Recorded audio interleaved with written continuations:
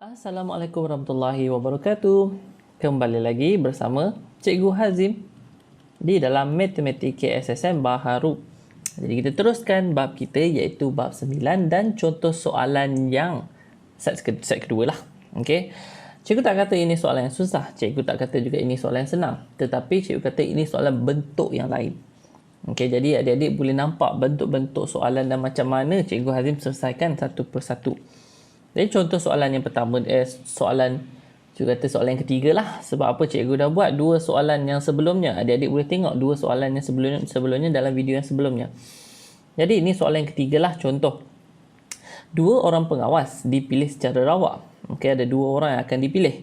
Okey, daripada 5 orang pengawas yang terdiri daripada 3 orang pengawas tingkatan 4 dan 2 orang pengawas tingkatan 5. Lukiskan gambar rajah pokok. Gambar rajah pokok di sini untuk menunjukkan semua kesudahan yang mungkin. Kemudian hitung kebarangkalian kedua-dua orang pengawas dipilih adalah daripada tingkatan yang sama. Ini soalan yang panjang sedikit. Kenapa panjang? Kena ada rajah pokok. Kena faham dulu. Dia dipilih, 2 saja dipilih daripada 2 out of 5 yang akan dipilih. Tetapi pelik sikit sebab dia ada tingkatan 4 dan tingkatan 5. Dan kita kena fikir macam mana nak buat kalau ada 3 tingkatan 4 dan 2 tingkatan 5 di sini. Cara cikgu adalah labelkan dulu. Okey, kita ada 3 tingkatan 4. Jadi cikgu labelkan tingkatan 4 1.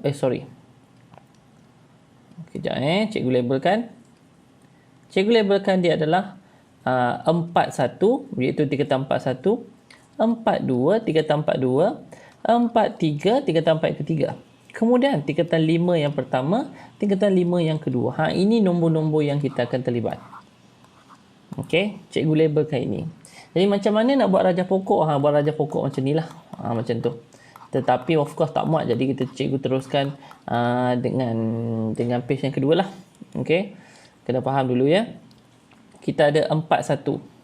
Iaitu tingkatan 4 1. Dia akan bergabung dengan siapa? Of course, dia tak boleh bergabung dengan diri dia lah. Dia akan bergabung dengan 4 2, 4 3. Kemudian bergabung dengan tingkatan 5 1 dan 5 2. Alright. Kemudian tingkatan 4 2 pula. 4 2 akan bergabung dengan 4 1. Kemudian 4 3, 5 1 dan 5 2. Okey. Dan tingkatan 4 3 pula. Cikgu buat macam ni je. Okey. Sebab apa? Kalau nak jauh sampai ke bawah, cikgu tak muat lah. Okey. 4 3. Kemudian dia akan bergabung dengan 4 1. Gabungan 4 2. Gabungan 5 1. Gabungan 5 2. Kemudian 5 1. 4 1. 4 2. 4 3. Dan 5 2. Dan yang seterusnya, cikgu tulis di sinilah. Cikgu tulis di sinilah, mana-manalah. 5 2. Gabungan 4 1. 4 2. 4 3. 5 1. Okey, kena faham ni dulu. Jadi, dia kata 2 yang terpilih, antara kebarangkalian dia, antara situasi yang akan jadi adalah 4 1 dan 4 2. Kemudian 4 1 dan 4 3. Okey, 4 1 dan 5 1. Oops. Yang ni memang banyak sikit lah. Of course, adik-adik akan tersilap lah apa semua. Memang banyak sedikit. Tetapi, cuba satu persatu lah. 4 1 dan 5 1. And then 4 1 dan 5 2. Kemudian 4 2 pula. 4 2 dan 4 1. 4 2 dan 4 3. 4 2 dan 5 1. 4 2 dan 5 2. Yang seterusnya 4 3 dan 4 1. 4 3 dan 4 2. 4 3 dan 5 1. Dan 4 3 dan 5 2. Seterusnya 5 1 4 1 5 2 5 2 5 1 sorry 5 1 4 2 5 1 4 3 dan 5 1 5 2. Seterusnya 5 2 pula. 5 2 4 1 5 2 4 2 5 2 4 3 dan 5 2 5 1. Okey, kita dah senaraikan. Dan seterusnya, macam mana pula nak kira atau macam mana nak selesaikan soalan ni? Kena tengok apa soalan minta. Hitung kebarangkalian kedua-dua pengawas dipilih adalah daripada tingkatan yang sama.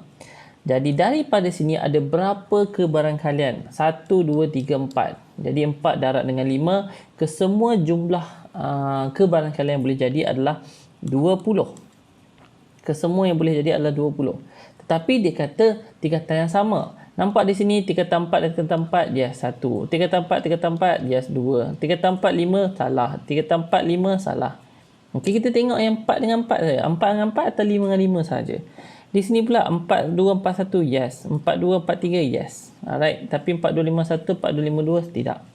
Ini pula, yes. Yang ni, yes. Alright. Yang ni, salah. Bukan salah, tapi tak termasuk dalam situasi dia. Dalam keadaan dia. 5 pula, ni tidak, ni termasuk. Ni tidak, ni termasuk. Ada berapa 1, 2, 3, 4, 5, 6, 7, 8. Jadi 8 per 20. Atau kita pemudahkan dia akan menjadi berapa? Bagi 4, dia akan jadi 2 per 5. Itu sahaja jawapan dia. Sama ada 8 per 20 ataupun 2 per 5. Ini cara untuk buat. Untuk tree diagram. Of course, kalau adik-adik ada kertas lagi panjang, dia buat ke bawah lagi panjang lah. Okey, itu sahaja jawapan dia. Jom kita tengok soalan yang seterusnya.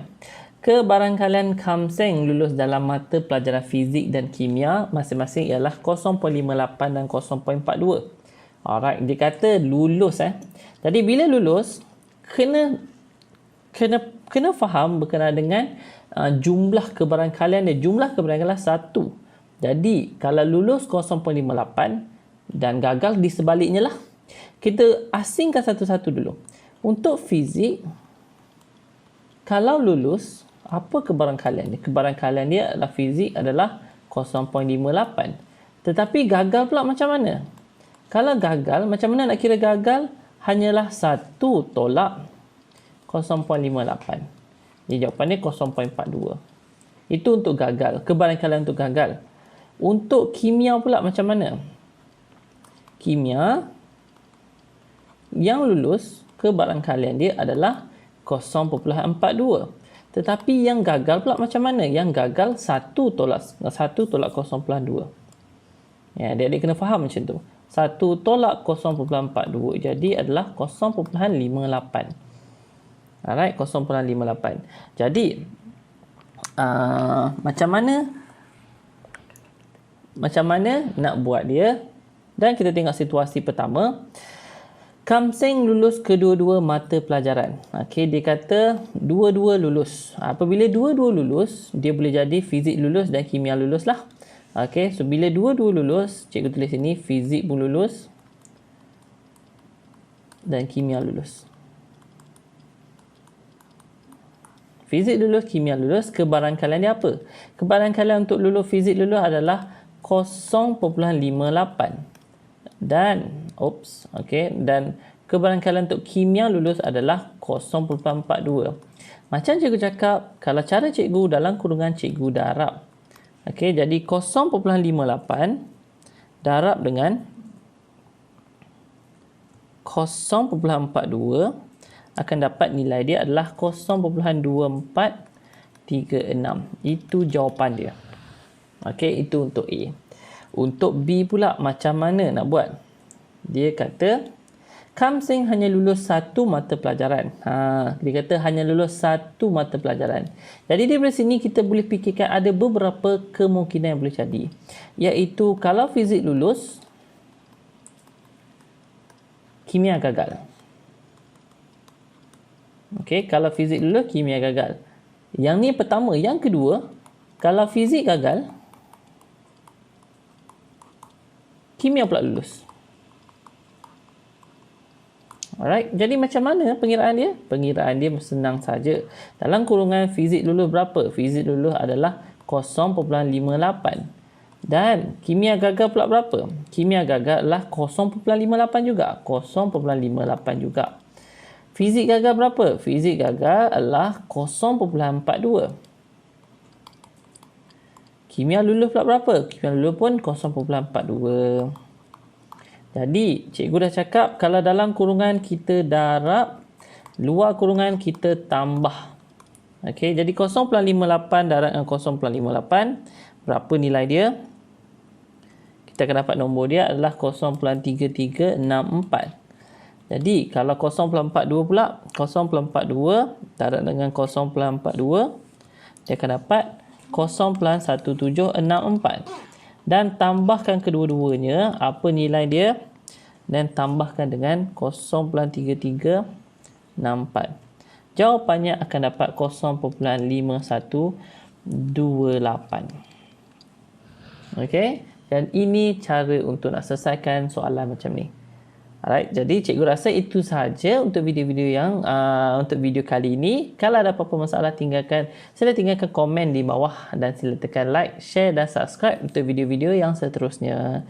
Okey, dan untuk pengetahuan adik-adik, grup Telegram Cikgu Hazim di sini kuat aktif ya.